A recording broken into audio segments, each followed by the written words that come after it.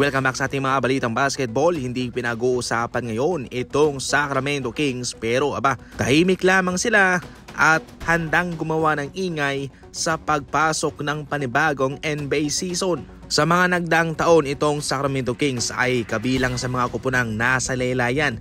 Pero sa huling dalawang season, gumagawa sila ng ingay, especially nung nakapasok nga sila sa playoff. Ito yung ibig sabihin na kapag gumaganda yung takbo ng iyong kupunan, maraming mga star player ang maakit na pumunta dyan. Siyempre, si DeMar DeRozan kabilang na sa mga naakit dyan at ngayon, mayroon ng panibagong big three itong Sacramento Kings. DeMar DeRozan, Domantas Sabonis, and De'Aaron Fox. Handa na silang gumawa ng ingay sa regular season at sa kanilang kalakasang ito, posible silang makalayo-layo sa playoff. Ayon pa sa big man ng Sacramento Kings na si Domantas Sabonis, it's going to make it so much harder for teams to guard us. Mas mahihirapan daw yung kanilang mga kalabang bantayan sila, especially sa kadahilanang nasa kanila si DeMar DeRozan.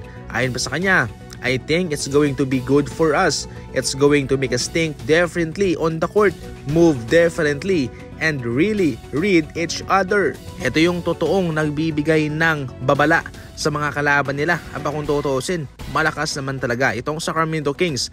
Walang DeMar DeRozan pa, malakas na sila at ngayon nasa kanila na. Eksperto sa midrange itong si DeMar DeRozan. Ganyan kadelikado ngayon itong Sacramento Kings. Marami silang option sa scoring. Si Domantas Sabonis naman, all around na big man. Pwedeng pumukol sa midrange, sa 3-point line at pwede ring sumalaksak.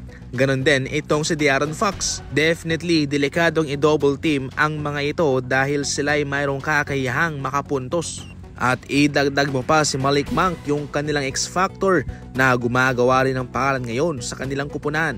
Dahil sa pagsama ni Luka and Nikola Jokic sa retirement game ni Goran Dragic, na pag-uusapan sa ngayon kung ano nga ba yung posibilidad na magsasama ang dalawang ito sa isang kupunan. Sa Dallas ba o sa Denver Nuggets? Sa isang artikulo way back 2022, sinabi mismo ni Mac Mahon, isang ESPN insider, na mas mataas pa yung posibilidad na magsama sina Luka and Nikola Jokic sa Denver Nuggets kumpara sa Dallas. Ito'y marahil yung Nuggets noon ay lumalakas na ng lumalakas bago sila nagkampiyon. Pero ngayon sa kasalukuyan naman, ibang usapan na.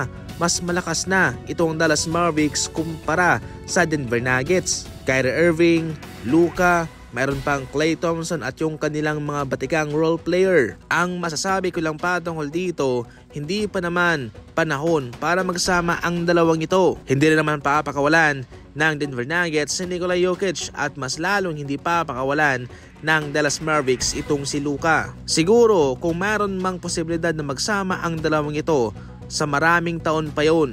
Hindi niya kasi bago ngayon yung mga star player na sumasama sa kanilang mga karibal, sa kanilang mga kaibigan, sa ibang mga star player para magsali puwersa at magkampiyon.